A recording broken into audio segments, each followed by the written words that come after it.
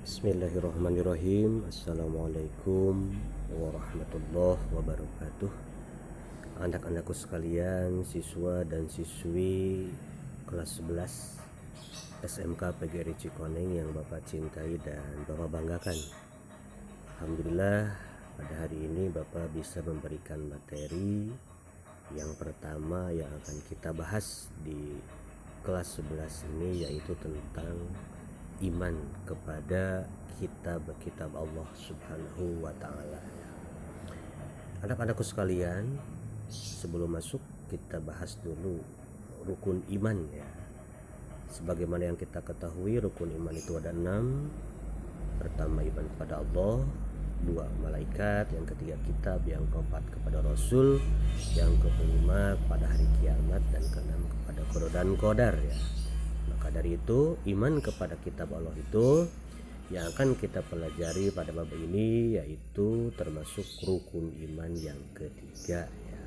Maka dari itu kita wajib percaya dan yakin kepada adanya kitab-kitab Allah Subhanahu wa ta'ala. Yang pertama kita bahas pengertian iman kepada kitab-kitab Allah ya. Menurut bahasa, kitab artinya itu buku ya, atau surah kiriman ya. Sedangkan menurut bahasa, iman artinya percaya.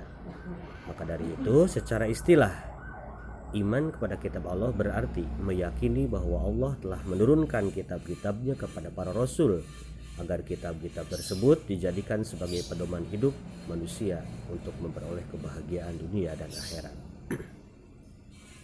Selanjutnya, kita harus mengetahui ya, pengertian antara kitab dan suhuf ya.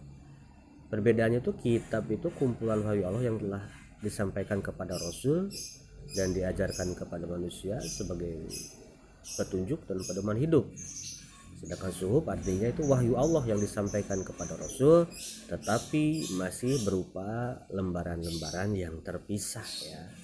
Jadi bedanya, kalau kitab sudah dibukukan, kalau suhuf masih terpisah ya.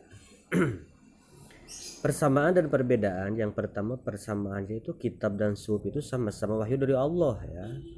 Sedangkan perbedaannya yang tadi Bapak sampaikan, kalau isi kitab itu lebih lengkap daripada suhuf.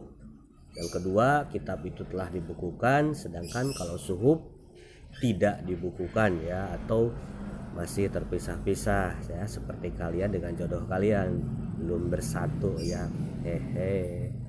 Selanjutnya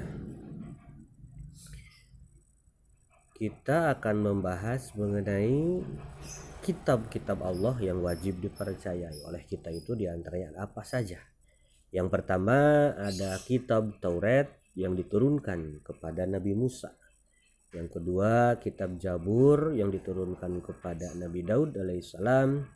Yang ketiga, kitab Injil yang diturunkan kepada Nabi Isa alaihissalam. Yang keempat, Al-Quran yang diturunkan kepada Nabi Muhammad SAW. Dan sahifah atau suhuf ya, yang diturunkan oleh Allah kepada beberapa nabi, di antara Nabi Ibrahim dan lain-lain.